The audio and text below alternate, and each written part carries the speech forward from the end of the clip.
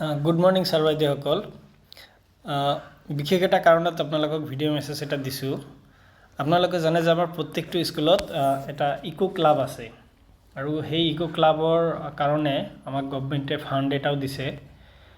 এতিয়া আমাক নিৰ্দেশ দিছে যে সেই ইকো ক্লাবটোৰ কাৰণে আমি এটা নটিফিকেশ্যন ৱেবছাইটত আপলোড কৰিব লাগে আৰু সেইটো কেনেকৈ আপলোড কৰিব লাগে মই আপোনালোকক কৈ দি আছোঁ।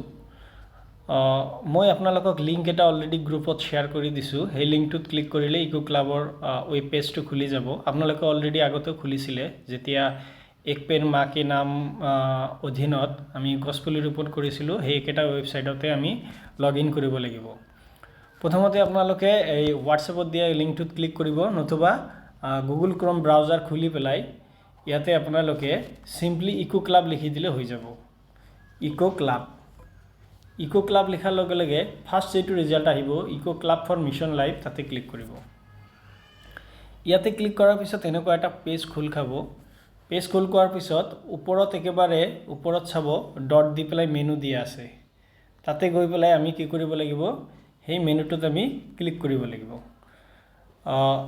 ইয়াতে লগ ইন বুলি এটা অপশ্যন আছে। লগ ইনত ক্লিক কৰাৰ লগে লগে school log in, faculty log in আৰু ষ্টেট এডমিন লগ ইন বুলি তিনিটা লগ ইন আছে। আমি ক'ত কৰিব লাগিব, স্কুল লগ ইনত।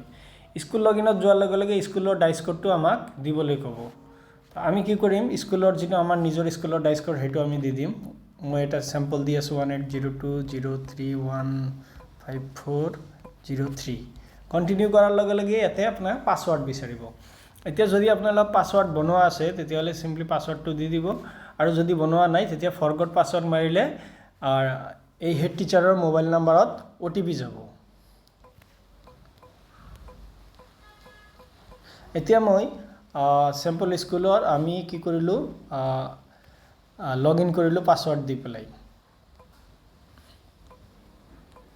আপোনালোকে যদি পাছৱৰ্ডটো নাই তেতিয়াহ'লে ফৰগট পাছৱৰ্ড মাৰি পেলাই আপোনালোকে কি কৰিব পাৰে, লগ ইন কৰিব লাগে। এতিয়া চাওক, লগ ইন কৰাৰ লগে লগে ইয়াতে যিটো বস্তু আহিছে সেইটো হৈছে লিখা আহিছে eco life for mission life notification. ইয়াতে আমি আপলোড কৰাৰ অপশ্যন আছে। ইয়াতে চাওক তলত একেবাৰে আছে ছাবমিট, তাৰ ওপৰত আছে download ward file. Download ward file মানে কি, যিটো ফাইল আমি আপলোড কৰিব লাগে সেই ফাইলটোৰ চেম্পলটো অলৰেডি দিয়া আছে। তো মই আপোনালোকক গ্ৰুপত অলৰেডি সেইটো শ্বেয়াৰ কৰি দিছোঁ, গতিকে ডাউনলোড কৰিব নালাগে।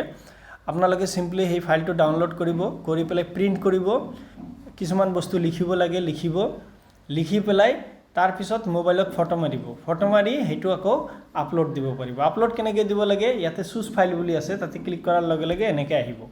অহাৰ লগে লগে আমি ইয়াতে যিটো মই ডকুমেণ্ট আপলোড দিব লাগে, যিটো ফটো আপলোড দিব লাগে সেইটো চুজ কৰি পেলাই আমি চিম্পলি আপলোড দি পেলাই ছাবমিট কৰি দিম। ছাবমিট কৰাৰ লগে লগে আমাৰ কি আহি যাব, আমাৰ সেই চাৰ্টিফিকেটটো ডাউনলোড কৰাৰ অপশ্যন এটা আহি যাব। তেতিয়া আমি কি কৰিম, সেই চাৰ্টিফিকেটটো আমি তাৰে পৰা ডাউনলোড কৰি ল'ম।